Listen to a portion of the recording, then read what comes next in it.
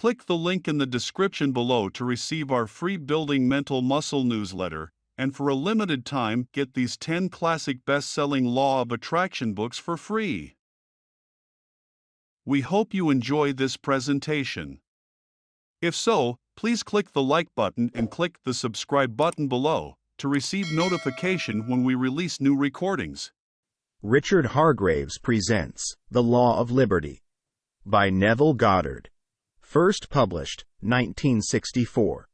This audio edition recorded 2023. Digitally narrated using the voice of Christopher Sage for buildingmentalmuscle.com. Copyright 2023 Iron Power Publishing. All rights reserved. The Law of Liberty by Neville Goddard. Tonight's subject is the Law of Liberty. In this present series, I'm asking everyone to try it, test it, and then share with us the result, that I in turn will then share with others what you have proved by this wonderful law of ours.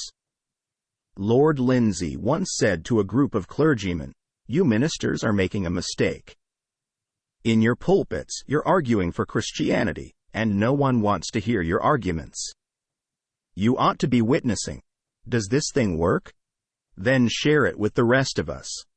And so, that's what I'm asking you to do, share it. I tell you it works. We have found that which the whole vast world's been seeking, and it works. But you'll not know it by just hearing about it. To be convinced, you must test it and prove it, and you can prove it. Now we turn to the great book, the Bible. You judge to what extent you accept it, the testimony of Jesus.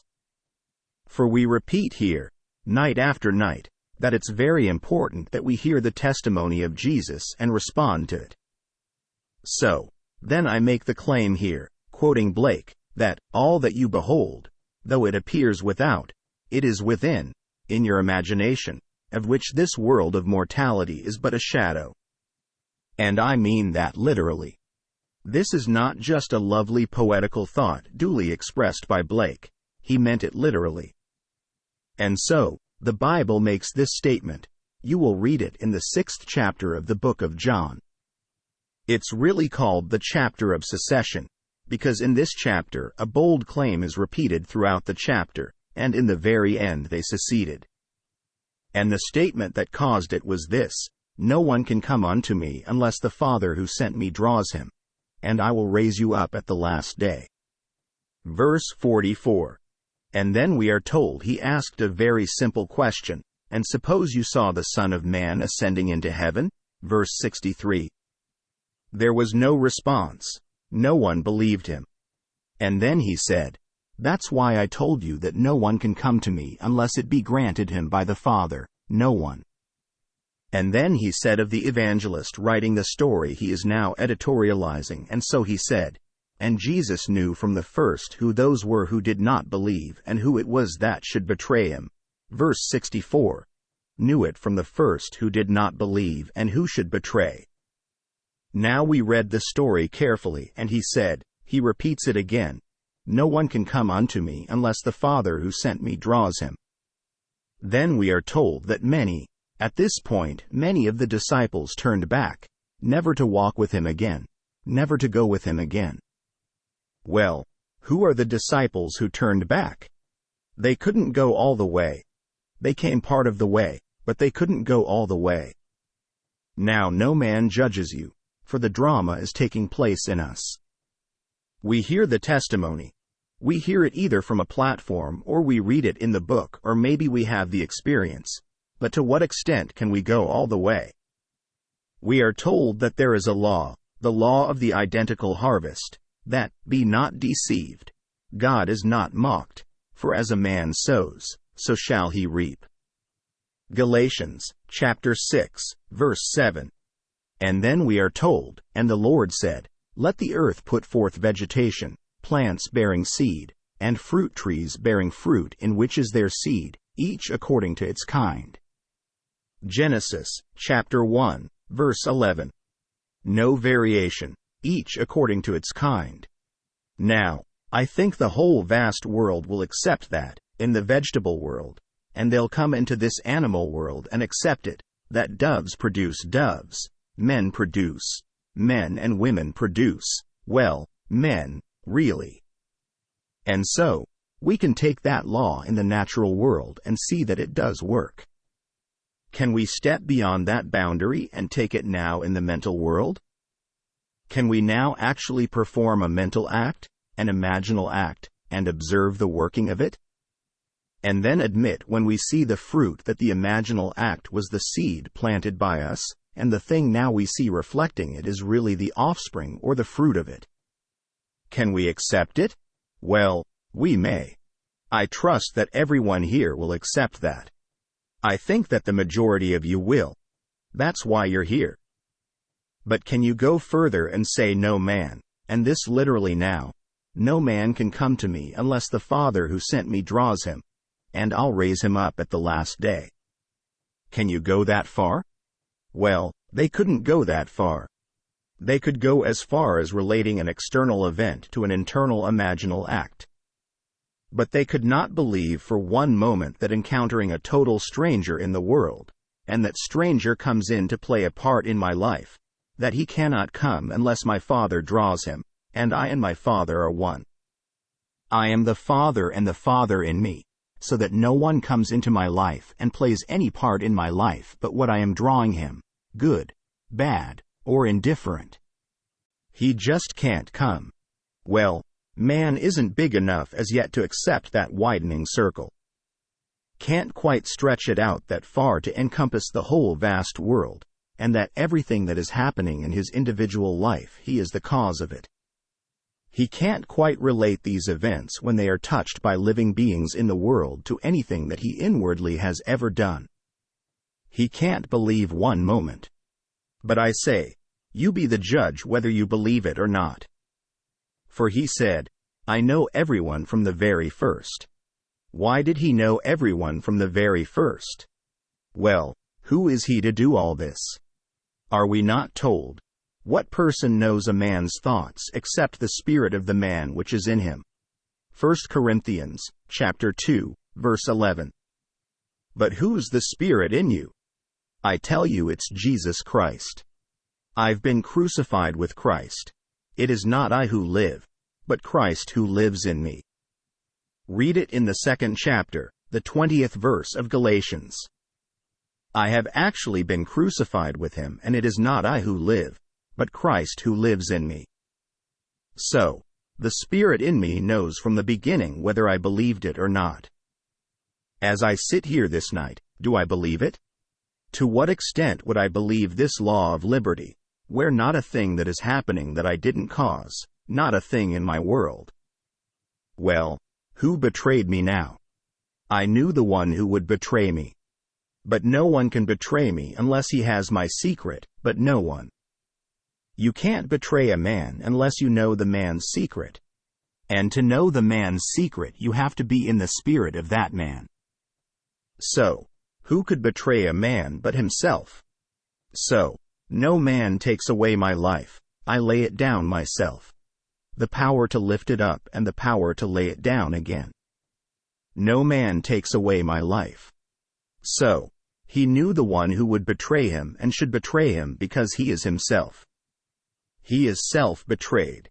He knows the secrets to the point where everything is happening in his world because he is the sole cause of all the things that he encounters, that he experiences. There is no other cause. He knows that. And so, he's betrayed the creative experience within himself. He knows what is the cause of it. He's found it in himself. His own wonderful human imagining is the Christ spirit in him that really is the cause of the phenomena of his life. And so now he is self-betrayed. He will share it with the world, but who will accept it? He'll tell it to the world, and so men will themselves judge to what extent they will go with it. But when he comes to the statement that no man can come unto me except the Father who sent me draws him, we draw the line at that. Now let me share with you what's been given to me. The gentleman is here tonight, and this is his story as given me last Tuesday night after the meeting. He said, last week I was having serious difficulty with a story. I was satisfied with the dialogue. The scenes were all right individually, but for some reason or other I just wasn't satisfied with the story. So, Sunday morning, realizing that the story was the problem and not my treatment of the story, I did this. I put myself into the shoes of Robert Louis Stevenson, and then I imagined how he must have felt after he had written a good story. Then, I went back and put on my own shoes and tried to match that feeling which I had imagined to be Stevenson's feeling as he felt having produced a good story. That was the technique that he employed. He said, "All this happened while I was taking my morning walk. When I came home, I began to list point by point to my wife of what I thought was wrong with the story. And then, point by point, as though someone standing behind me and prompted me. And suddenly the solution to each point came into my mind, just as though someone was standing behind me and thought of it. And the whole thing came into my mind point by point. Now," he said, "I should add that while I was gone, my wife had imagined, wonderful things are happening. Wonderful things are happening. Wonderful things are happening." He said, "I'm quite sure that your wife would understand that when a man is at home day in and day out, a woman has to use generalizations, sweeping generalizations. So, she would understand that because my wife and I spend 24 hours a day, 7 days a week, we're on the same place. And so, he, the writer, uses his home as I do with my home. So, with that confession off," he said, "about an hour later I was in the shower and I was pleasantly recalling an experience of 6 years ago. Recalling this thing that happened 6 years ago. When a story was being, or seemed to be, dictated to me in a like manner. The thing that just happened. That someone standing behind me and dictating the story of the past hour. And it seemed 6 years ago, as I recalled the story, that this happened in a like manner. Some presence dictated, or seemed to dictate, the story. And then, it hit me like a sledgehammer. For the story of 6 years ago, that same character in the story of 6 years ago was Eddie. Identical, down to A.T., it was Eddie. And then, if you weren't here when we told the story of Eddie, let me now tell you the character that he conceived 6 years ago. He said he was mildly insane. Well, you know, Eddie was committed to an insane asylum for those who were mildly insane. He said the character was periodically picked up and released by the police. Well, the police picked up Eddie, and when the asylum wouldn't take him back, the police didn't want him, and so the police released him. He said, for plot reasons, I gave the character a limp in the right foot, the right leg, so had Eddie a limp in the right leg.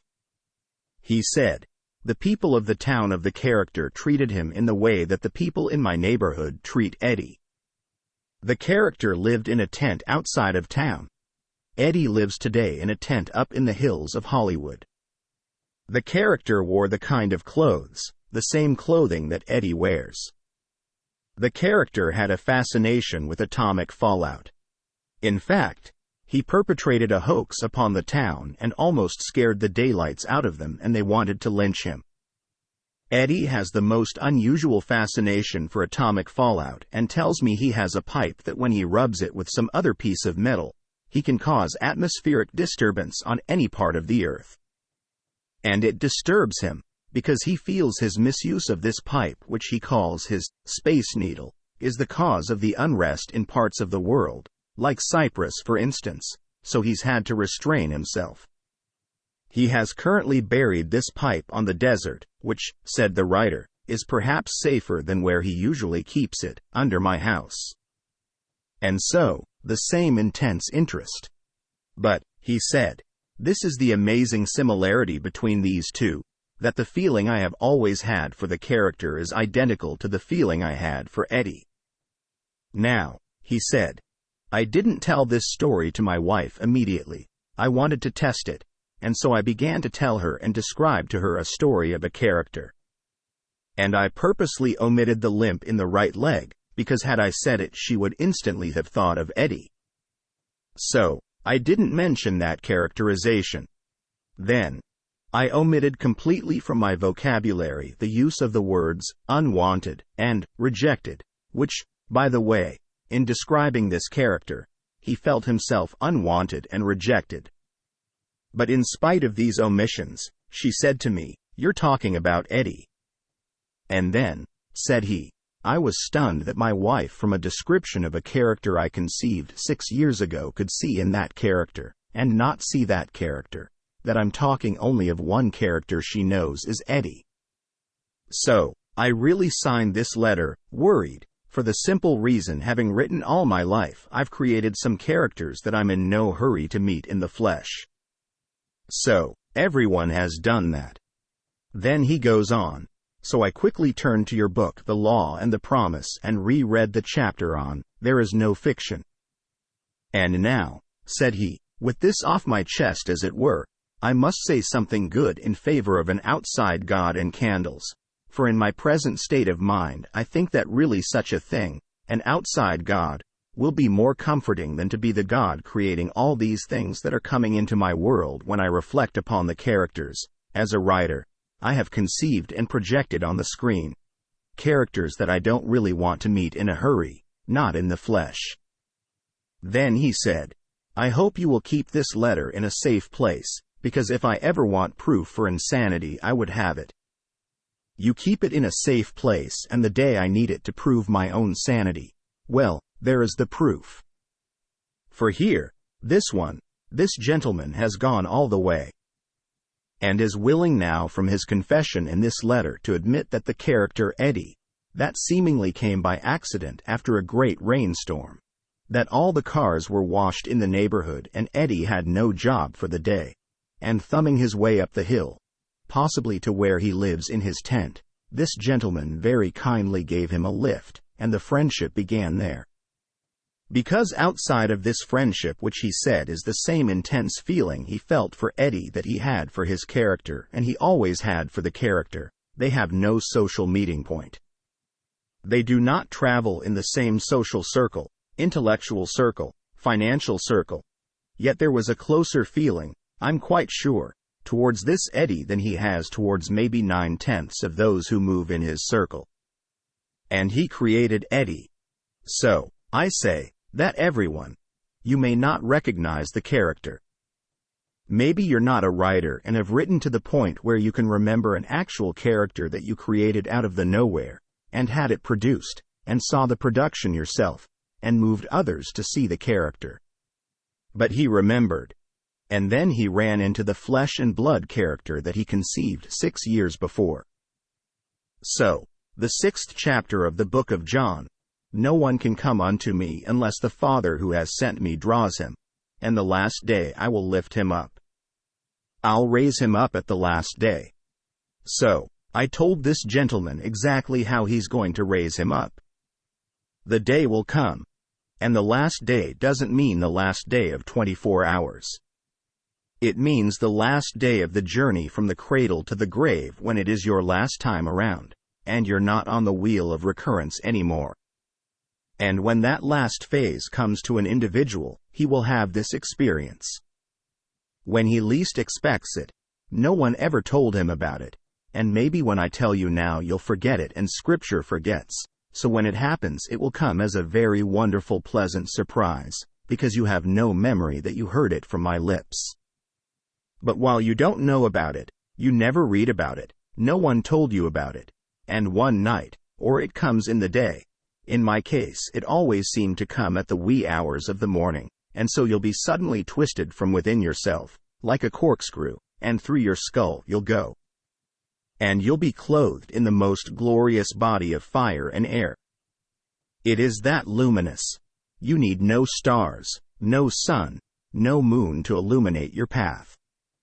And a heavenly chorus will call your name, whatever your name is, and they will pronounce the name and say, He is risen. Not, He is risen, but the name, say your name is John. John is risen. John is risen. They'll repeat it.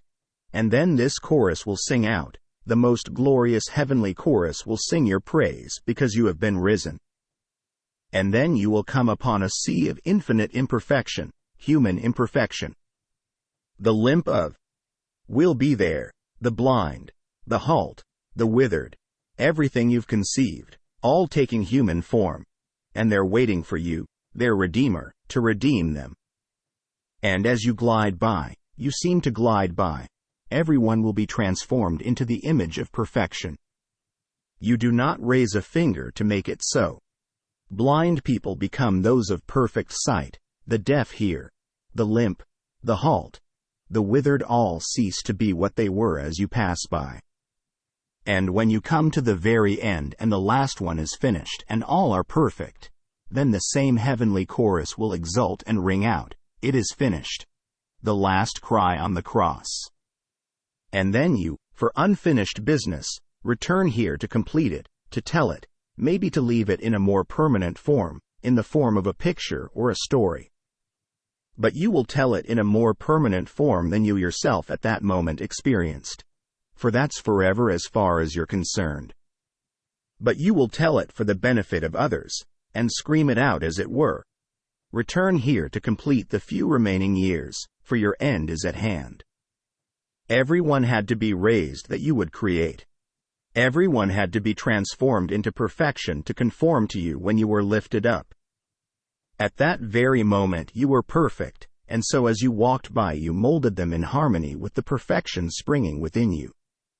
And you do it without effort, without taking thought. You're above the conceptual mind. You're not concerned about these people.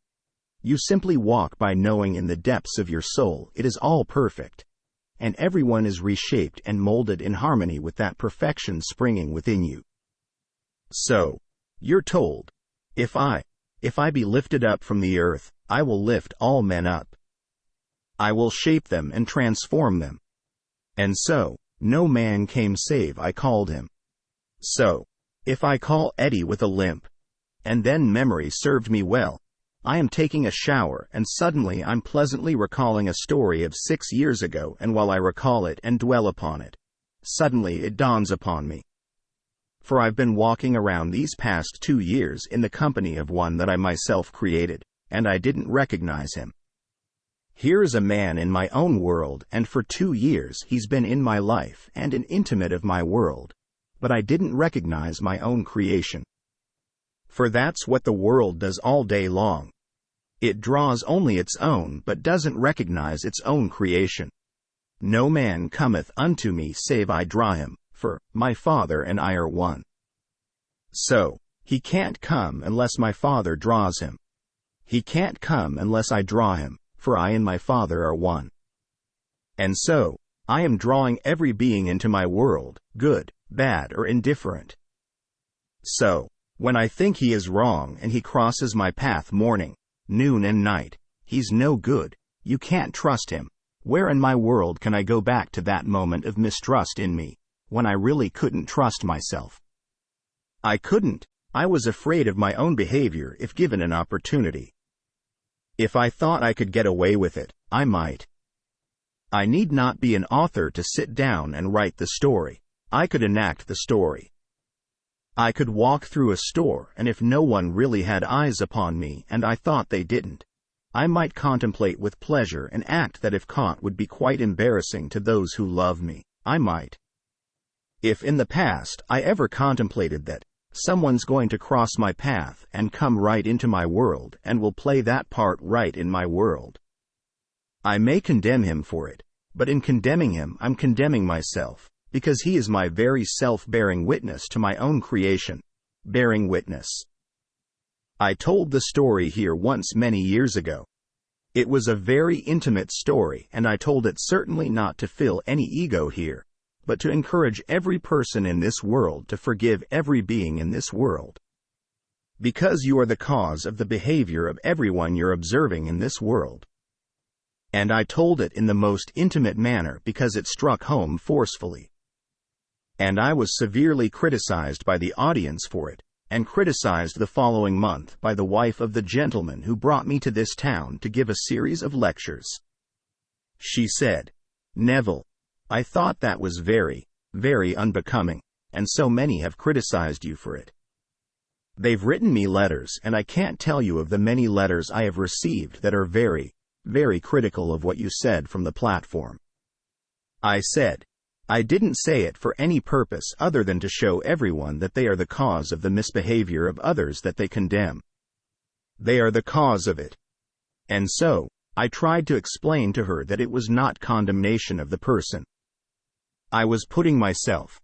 I was the cause of her arrest, the cause of her actions.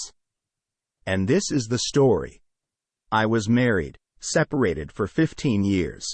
No divorce and no final separation. No legal separation, but separated. I was married at the age of 18, father at 19, separated at 20, and then for the next 15 years we lived our separate lives and only saw each other when she dragged me into court for non-payment of alimony. That's the only time we ever saw each other. I always came out of the court with a reduction, always, one after the other. So, 7 times before the judge and 7 times it went down, this way. So, finally, she knew, better not take him anymore, there's not a thing else to get. She'll get nothing the next time. And so that was the picture. So, I told that story and all these things are happening. And one day, I knew I wanted to get married to a certain party, who's now the mother of my daughter.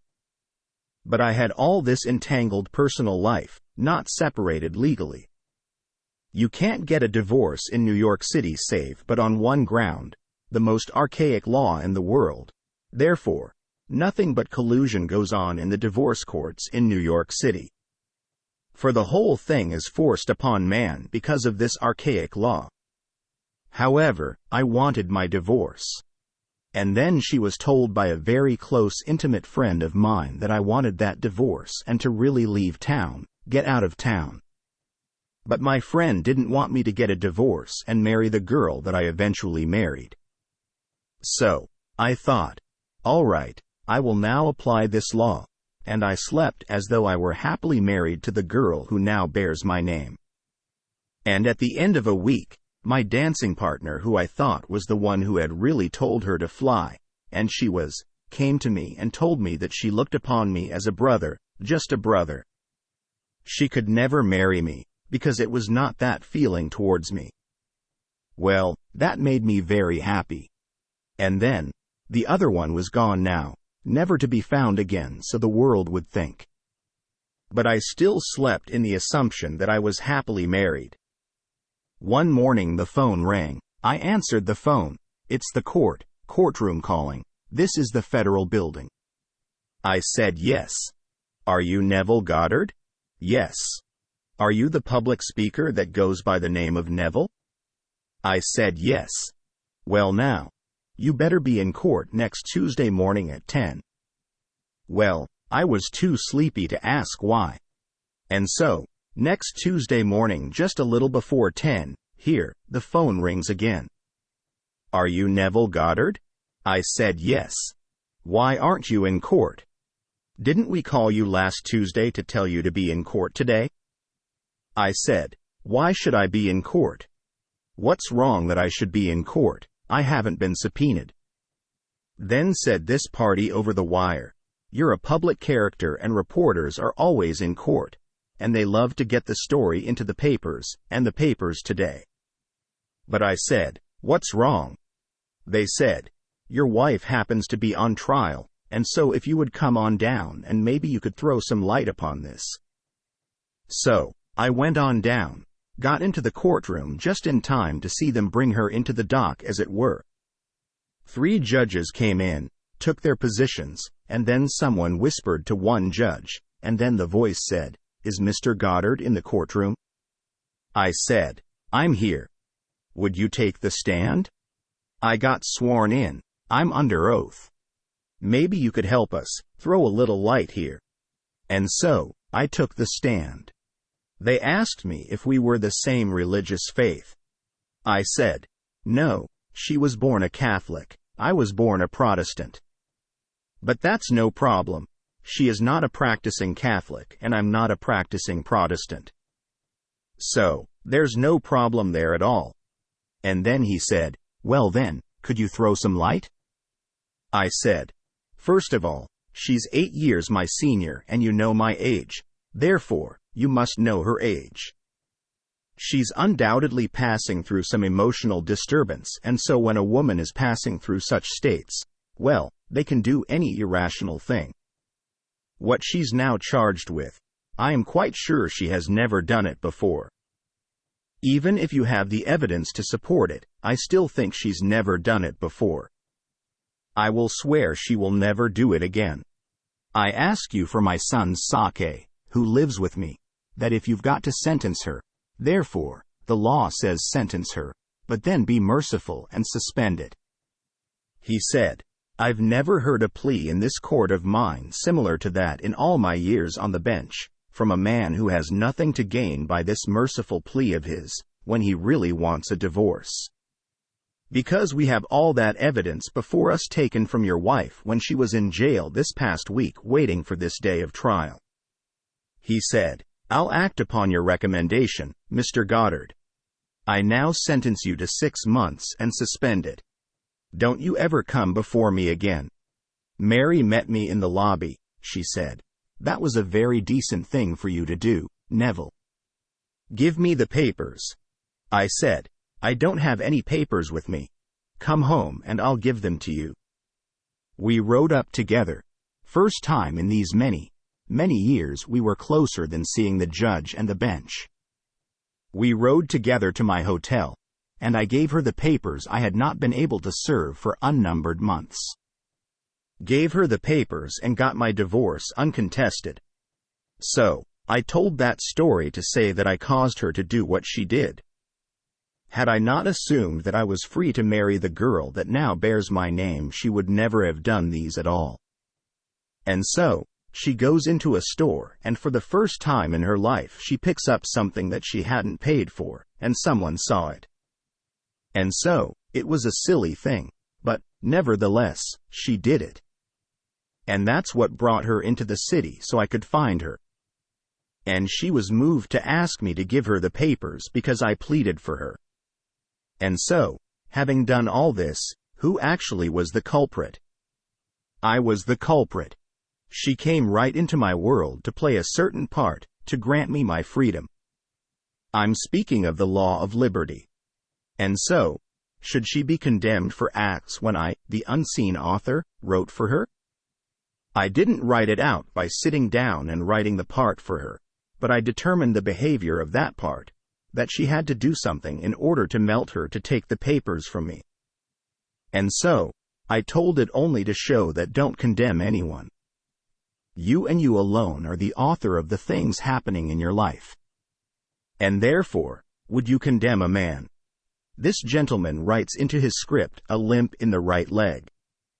Here comes a man with a limp in the right leg. He writes everything into an imaginary character, and he isn't imaginary at all. You can't distinguish between what the world calls imaginary and reality. You can't. This is all one. And so, people could not go beyond a certain limit. And so you could say, well, I will assume that I am what I want to be, and things happen in my world like this. But don't tell me now that I actually created her in that part. I did. And so, many departed never to walk with him again, never.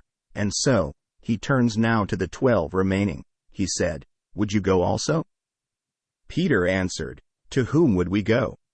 You have the words of eternal life, and we believe and have come to know that you are the Holy One of God. John, chapter 6, verse 68. Well, to whom is Peter speaking? He isn't speaking to another. Whoever is the character written in this drama as Peter came to that position within himself. It's the most difficult thing in the world to accept. For this is the cause of secession. They seceded at that moment because they will not accept the fact that they are actually the cause of these things that are living and moving in their world, some crippled, some limited, some maimed, and they're the cause of it. They will not accept it. He said, all right. They left him, never to walk with him again. And then Peter said, well, to whom to go? You have the words of eternal life. These are true, and now to whom would I turn? For you know we have believed, and we have come to know you are the Holy One of God. Know what? Turn back now to Matthew and you see the answer. Who do people say that I am? Some say John the Baptist. Some say Elijah come again. Some say Jeremiah, and some say a prophet of old. He doesn't respond to that. He asks another question, but who do you say that I am? And Peter becomes the spokesman. He answered, Thou art the Christ, the Son of the living God. He said, Blessed are you, Simon Bar-Jonah. For flesh and blood has not told you this, but my Father who is in heaven has revealed it. Matthew, chapter 16, verse 13. Well, who is the Father in heaven? He said, I am the Father. When you see me, you see the Father. Well, who but the Spirit in man has revealed what Christ really is? No prophet come again, no reincarnation, but man has Christ within him. And he's awakening more and more and more. So, the gentleman who wrote the story concerning Eddie said, You know, up until now I really wanted to wake up and tried to wake up. But now I'm trying desperately to go to sleep again. In other words, he doesn't want, but he really doesn't mean it. He doesn't want what he just discovered, this enormous responsibility, to be responsible for the characters that he has created. And they're all walking the earth, and one after the other will enter his circle and become an intimate.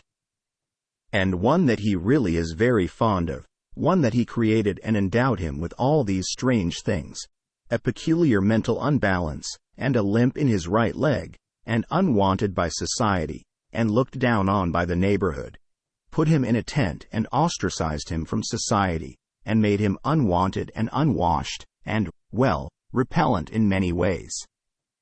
All these things he does for character and then falls in love with the character. So, you can see the words, Father, forgive them. They know not what they do. Luke, chapter 23, verse 34. They're playing all these parts because imaginative men and women are writing dramas. And the world is forever falling under the spell of imaginative men and women. No matter what the world will tell you, they're always falling under the spell of those who are writing intensely with emotion. So today you try it. I hope, but the judgment is yours. Don't tell me, but I hope you can go all the way. And don't tell anyone if you go all the way, because the Spirit in you, He knows whether you can really go all the way, or you'll turn back tonight and take only a portion of it. But even a little portion of it, take it. So, there's a law, the law of the identical harvest. As a man sows, so shall he reap. Regardless of what it appears to be really, you'll reap it. And you'll find in the end everything is simply bearing witness to man, of what man is doing.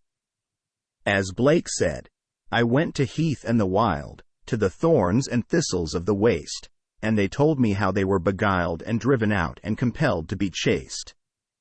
And you would not believe for one moment that Blake is telling us that the unwholesome suppressions of the normal natural urges of the animal body that we wear are the cause of the thorns and the thistles of the waste. The society has clamped down upon all the normal natural urges of the human animal body, for these are animal bodies that we wear, and by putting a clamp upon the natural urges, then come thorns and thistles of the waste. And what botanist will believe that? He doesn't believe that for 1 second, and he thinks he's going to kill them by some insecticide or some other kind of thing, and he goes out and burns the things. They'll all come back, as long as man walks the earth who can impose these restrictions on growing healthy bodies, and we call them moral laws. There isn't a thing in this world but man, because God is the only reality, and God is man, and man is God. So, man is all imagination. And God is man and exists in us and we in him. The eternal body of man is the imagination, and that is God himself. Blake, Annotations to Berkeley, Laocoon. So, I tell you, whether you be a writer as this chap writes and undoubtedly writes remarkably well to earn the kind of money he earns from his own confession. And so, he writes it, and luckily, he could spot it. But he lived with it for 2 years before he realized it was his own creation. But now what he did to rectify this problem of the story, being a writer, he took a great imaginative writer. Anyone who could write Dr. Jekyll and Mr. Hyde. All right, you certainly have an ideal in that when you take Robert Louis Stevenson, and you can put it into the feet, the shoes of this imaginative writer, and then right behind him someone who is Stevenson. He caught it by a mood. You can tell by the mood that you wear who you're going to meet in this world. You wear moods and they come. And he caught the mood.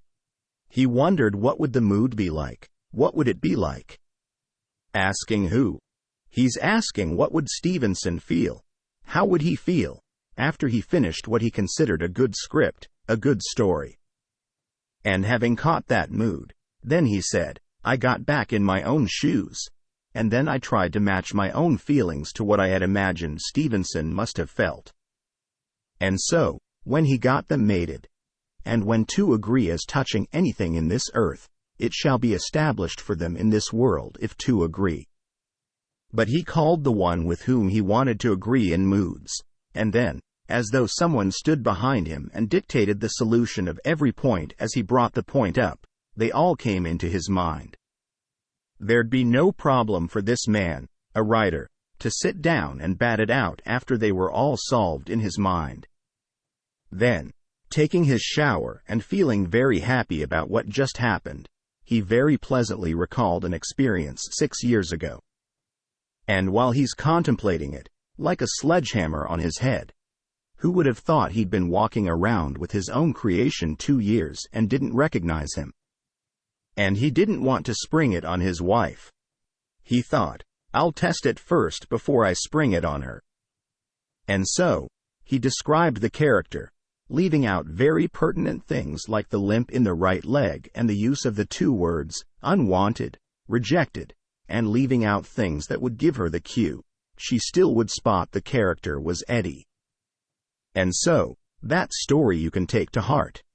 Tonight, what would it feel like? If you want money, well, make yourself one who has oodles of it. What would it feel like to him, if he really wants money? Because many have it without any thought of money, but if someone really wants money, what would it be like after he really went over in a big way? And then you try to match your feeling to that which you've imagined he must have felt when he made what he considered the big killing. Match the feeling. And then just match it and see what happens. Just try it. What we're doing here, we are experimenting, because this is the greatest problem in the world. As Fawcett said, the secret of imagining is the greatest of all problems, to the solution of which everyone should aspire. First of all, infinite power is in it, if you unravel it, infinite wisdom and infinite delight. So, if it contains all of these and we can unravel the problem, then why not try it? So, we're asking everyone to try it and then share with us that I, in turn, will share as I did this night with this gentleman's letter.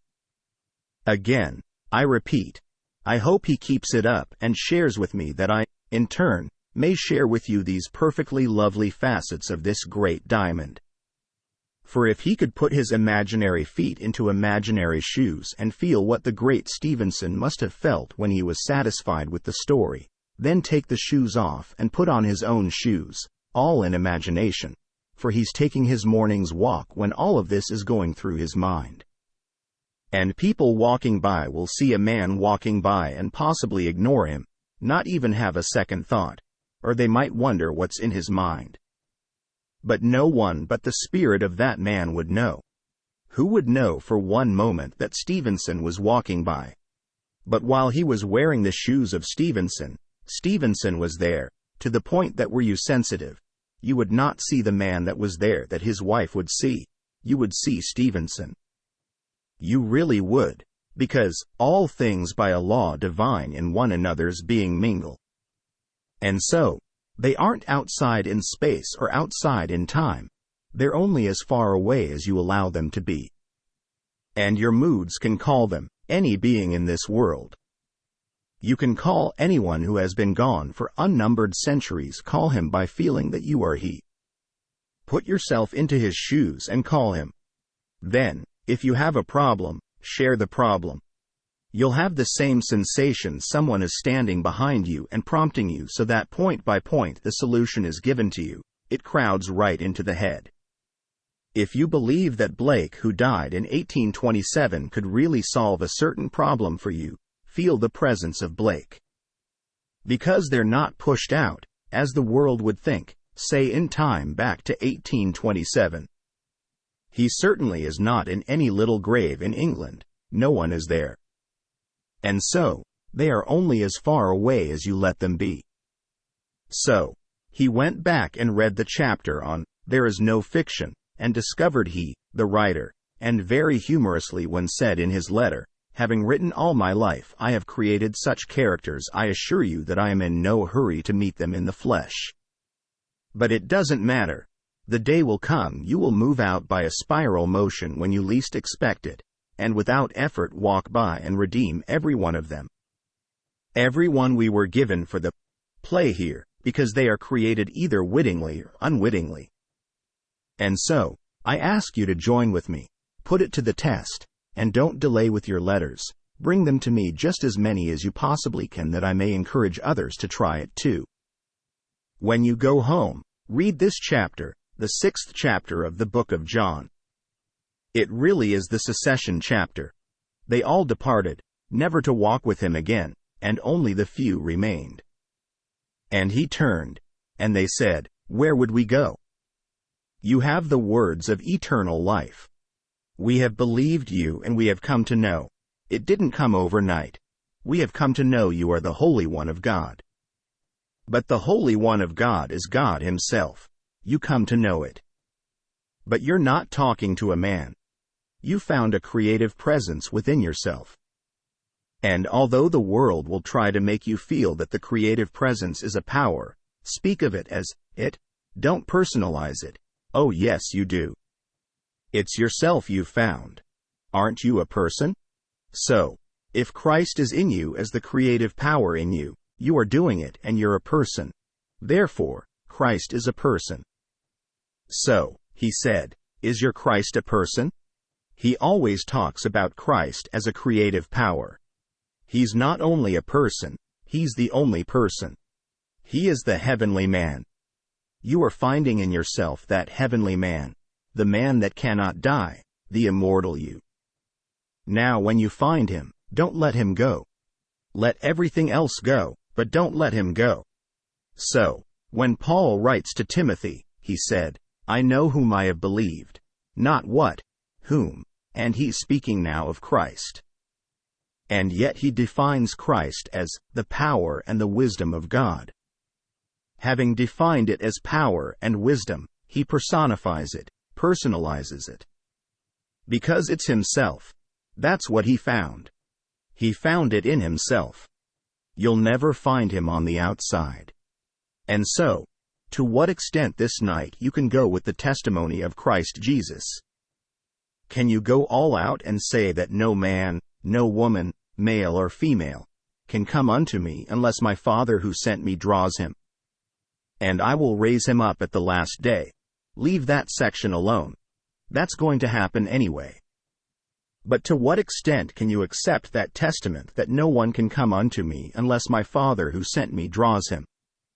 And I and my Father are one, because I am in my Father and my Father is in me. Can I go that far? And then go all out, that not one being in this world can cross my path that I did not call. Those who come more intimately into my circle, they're really things I have been dwelling upon. You start dwelling upon the so-called tyrants of the world and forming in your mind's eye. You'll find he doesn't really live in Russia. He lives right next door, comes right in. And then you wonder how to get rid of him. You've been creating in your mind's eye a certain something, and it comes right into your world.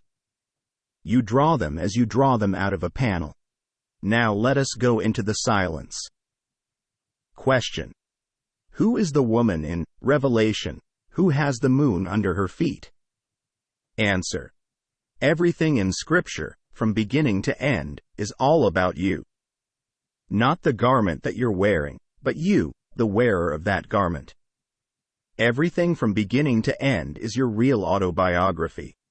Much of it you have not yet experienced, but it is still yours to re-experience, therefore, truly an autobiography. At the moment you may read it as biography, but don't think that it's of another. It's all about you. The most insane revelation will prove itself true. One day you'll experience it. It's all about you. When the child was brought forth and it was quickly caught up into heaven, you'll have that experience. The child will vanish from those who will try to destroy him. And all the destructive powers of the world are still begotten by you, all in the state of dream, when man was sound asleep. So you are that being. I hope tonight you saw who Judas was. Not some being who betrayed what the whole vast Christian world believes to be their Lord.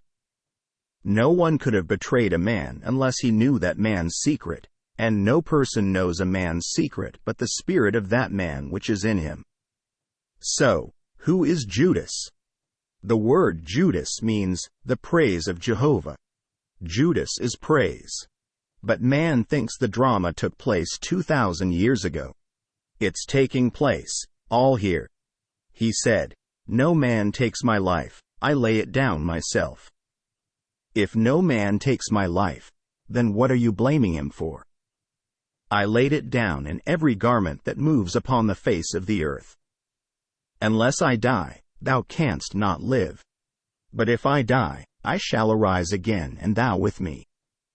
Blake, Jerusalem, Plate 96. And so, he became man that man may become God, and he did it voluntarily. You can imagine, well, that's Christ, that's the power of God. And it is personified, though a power because you're a person, therefore, it is a person. Every evil act in the world needs a man as an agent, therefore, it is man. Every noble act needs a man as an agent, therefore, it is man. So, it's all personified. So, Scripture personifies the powers. Yet that's right. They are powers, they are personified. Question. What is the symbolism of the two thieves on the crosses at the crucifixion, one on the left and one on the right? Answer. We're coming to that in the not distant future right from this platform. But we answer some claim that man is constantly robbed by looking back or looking forward. He's so concerned about what he did and what he's going to do, what he formerly encountered and what he hopes to encounter, that he omits the everlasting present which is I am. So, Christ defines himself as, I am the way, I am the truth, I am the life, I am the bread of heaven, I am the true vine, I am the resurrection, all present. But man goes back and thinks of him as something past and hopes to meet him sometime in the future. And it's ever present. He's only in the present, so man is robbed by two thieves that he walks with all day long, because Christ is crucified here in the present. I have been crucified. I am crucified with Christ, and it is not I who live am but Christ who lives in me. He's present, and his name is Jesus, and it's I am. The word Jesus is Jehovah, and Jehovah is Yod, He, Vav, He, and it's defined as I am. So, my thief to my left, my thief to my right. I'm always looking to the past or future and omitting the only reality which resurrects, which is the present. And only what I am ever reaches heaven. Only what I am I putting out. So don't wait to assume that I am what I would be because reason denies. Ignore reason, ignore the facts of life, and dare to assume it, because all things are possible to I am. So, the two things are with us morning, noon and night. We wonder. I wonder if I did the right thing at that cocktail party last night. Did I say the right thing? Did I make the right impression? And we worry all through the night. Did we really do it? That's a thief. And now, I'm invited to one tomorrow. I wonder if my tongue will be tied, or do I have a nice dress? Will I have time to go to the hairdresser? And all these things and concern about tomorrow when it's only today, it's now, this is I am. Well, I see my time is up. So do test it and share with us in the written form your results. Thank you. End of lecture. If you enjoyed listening to this recording, please click the like button and click the subscribe button below to receive notification when we release new recordings. Click the link in the description below to receive our free Building Mental Muscle newsletter, and for a limited time get these 10 classic best-selling Law of Attraction books for free.